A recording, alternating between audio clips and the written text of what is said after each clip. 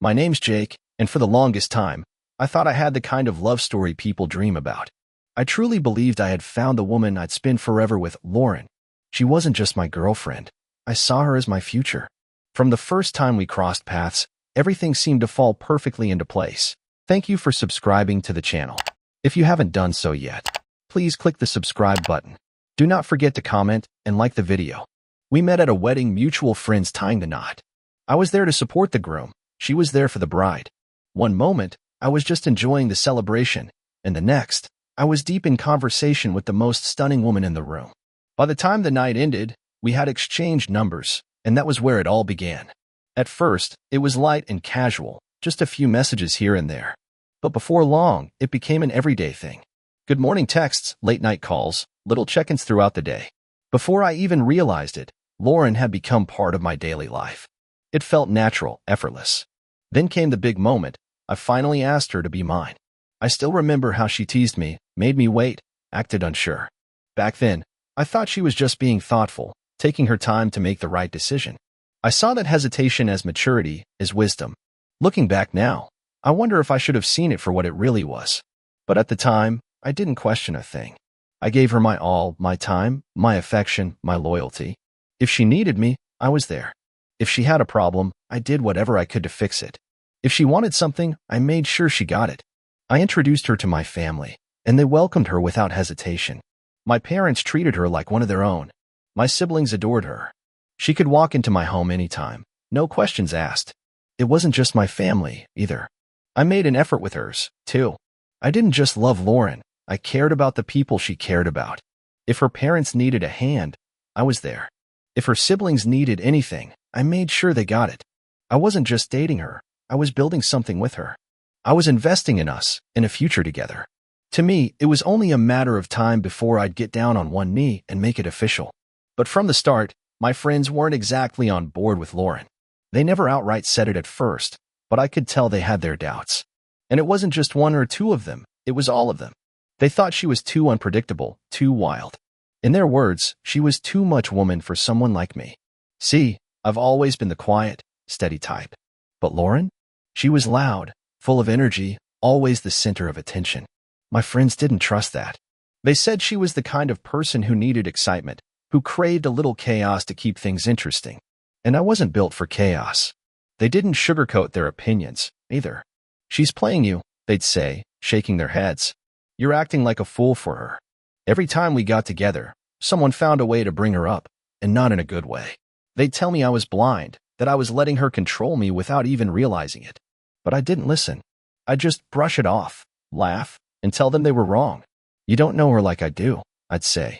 I convinced myself they were just being overprotective, that maybe they didn't like seeing me this invested in someone. To me, Lauren wasn't who they thought she was. I believed she was different. She wasn't some selfish, manipulative person out to take advantage of me. She was the best thing that had ever happened to me. Life doesn't hand out good things every day, so when it does, you hold on tight, right? That's what I told myself. That's what I told my friends. I believed in love. I believed in her. But it wasn't just my friends who tried to get through to me. There was Brittany. We had become friends over time, through my relationship with Lauren. At first, she was just Lauren's friend. But as the months passed, we got along well. She was easy to talk to, never the type to sugarcoat things, and had a bluntness that made her feel honest, trustworthy. That's why I didn't expect what she told me next. She hesitated for a second before she finally said it. Lauren had been seeing someone else. Not a one-time slip-up. Not a moment of weakness. This had been going on for a long time. Brittany told me she had confronted Lauren more than once, urging her to cut it out. But Lauren didn't care. If anything, she had only gotten more reckless with it. Brittany said she couldn't stay silent any longer. She thought I had the right to know the truth. I just stared at her. Lauren, being unfaithful? It didn't make sense. Everything between us was solid, or at least, I thought it was. I gave her everything. I cared for her, loved her, made sure she never went without. I introduced her to my family, and they absolutely adored her. I was even close to her folks, helping them out whenever they needed something. Lauren had no reason to do me like this. No reason at all. I let out a small chuckle, shaking my head. This is a joke, right? I asked, half expecting Brittany to crack a smile and tell me this was some kind of twisted test to see if I really trusted Lauren. But she didn't laugh. She didn't take it back. Instead, she let out a deep sigh and said she wouldn't have told me if she wasn't absolutely sure. Even then, I refused to believe it. This had to be some kind of mix-up, some misunderstanding. My brain scrambled for any explanation that made more sense than the idea that Lauren, the woman I was planning to spend my life with, had been sneaking around behind my back. One evening, after a long and exhausting day at work, I finally made it home. The office had been chaos, and by the time I stepped through my front door, all I wanted was to grab something to eat, take a shower, and unwind with some mindless TV until I crashed. But before I could even take off my shoes, my phone started ringing. Brittany again. I stared at the screen, debating whether or not to answer. After a few seconds, I picked up. The urgency in her voice hit me instantly. "Jake, if you don't believe what I told you the other day, go to Lauren's place right now. Don't tell her you're coming. Just go." I rubbed my forehead and sat down. "Brittany, I'm exhausted. What exactly are you trying to? Just go." Her tone was sharp, almost desperate. "I'm not messing around. If you trust me even a little, just do it." She sounded dead serious. Still, part of me resisted. What if I showed up and Lauren was just chilling at home, minding her business? What if I looked like a fool for doubting her? Worse, what if Lauren found out Brittany was filling my head with this and got mad at me for even entertaining it? But then another thought crept in, one I couldn't ignore. What if Brittany was right? I took a deep breath, pushed myself off the couch. Fine, I'd go. Not because I believed Brittany, but because I needed to prove her wrong. That way, I could finally shut this whole thing down and tell her to stop interfering in my relationship. I changed out of my work clothes, threw on something comfortable, grabbed my keys, and headed out, locking the door behind me. When I pulled up outside Lauren's apartment, I sat there for a second, just staring at the door. I stepped out of the car and walked up. Locked, of course. But I had a spare key because I was her man, right? Sliding the key into the lock, I hesitated for a moment. Then, with a deep breath, I pushed the door open and stepped inside. The living room looked exactly the same as always. Everything was in its place. But then something caught my eye. A crumpled-up shirt on the floor. A pair of jeans tossed carelessly over the couch. And right next to them, Lauren's dress. My chest tightened. My breathing grew heavier. Slowly, I reached into my pocket, pulled out my phone, and hit record. If this was what I thought it was, I needed proof.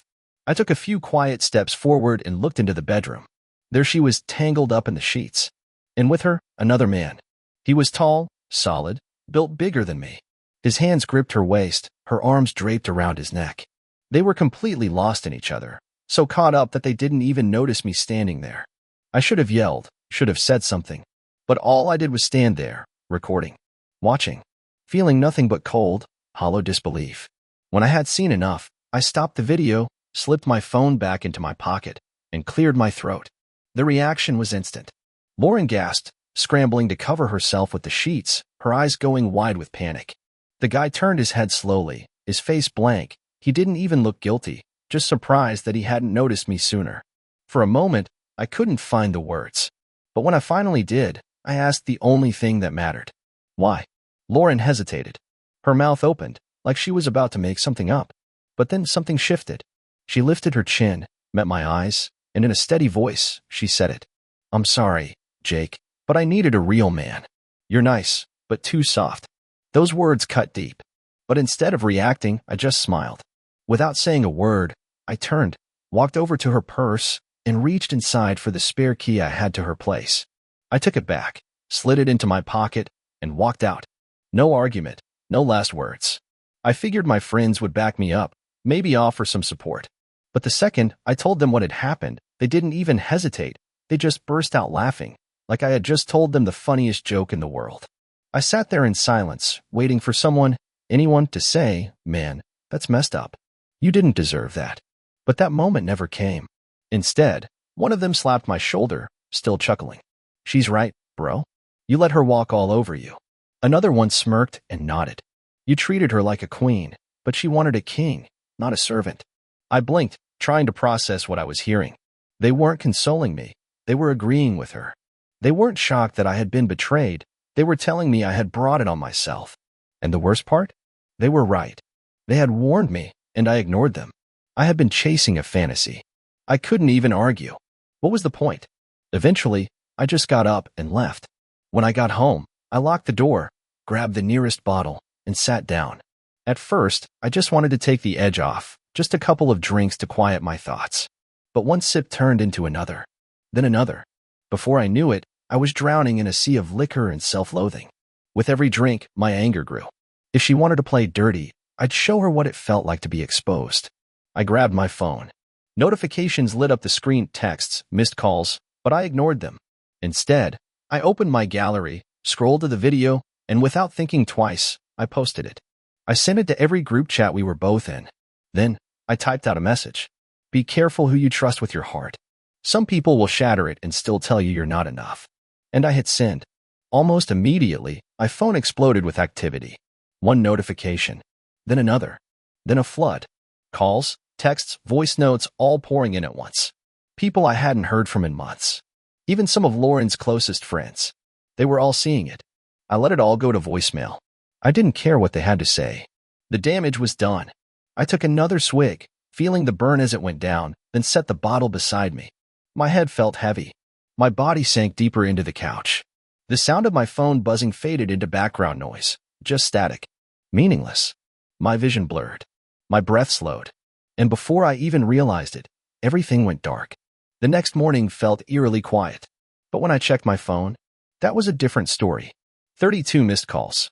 Lauren, her friends, mutual acquaintances. The messages wouldn't stop. My screen was flooded, like they thought if they just kept reaching out, they could somehow undo what had already been done. Some were furious. I was getting cursed out left and right, called every name you could think of. Others tried a different approach, guilt-tripping. Be the bigger person. Come on, man, you're better than this. Then there were the desperate ones, practically begging me to take it down. As if the truth only mattered if it stayed buried. But Lauren's voice notes? Those were the most pathetic. At first, she was fuming. Jake, you just ruined my life over one mistake. What is wrong with you? But the longer she talked, the more her anger cracked. Desperation crept in. She cried. She begged. She tried to turn it back on me. You're making this worse than it has to be. Worse for who? Lauren? Then came the empty legal threats. Or at least, an attempt at them. One of her friends tried to sound smart, calling it revenge posting. But it wasn't. No nudity. Nothing explicit. Just undeniable proof of what she did, proof she never thought would see the light of day. If showing the truth made me the villain, so be it. I had played the fool long enough. So I did the only thing left to do. Blocked. I blocked Lauren. I blocked her friends. I blocked anyone still trying to defend her. Then, I scrolled through the group chats one last time, watching the reactions unfold. Some were shocked. Some acted like they had known all along. Some laughed. And me? I just sat there, sipping my drink, feeling lighter than I had in years. So, tell me, would you have done the same? Doesn't really matter to me. Because one thing is certain, Lauren. She's out of my life for good. And to those watching, to anyone with an opinion, whether you think I went too far or not far enough, say what you want. Call me petty, call me bitter. I don't care. And if you know someone who needs to hear this, send it to them. Maybe they'll learn before it's too late.